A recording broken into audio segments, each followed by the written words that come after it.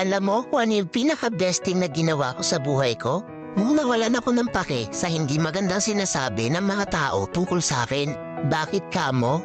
Kasi na-realize ko kahit anong kabutihan ang gawin mo, yung mga tao may masasabi at masasabihan sa'yo.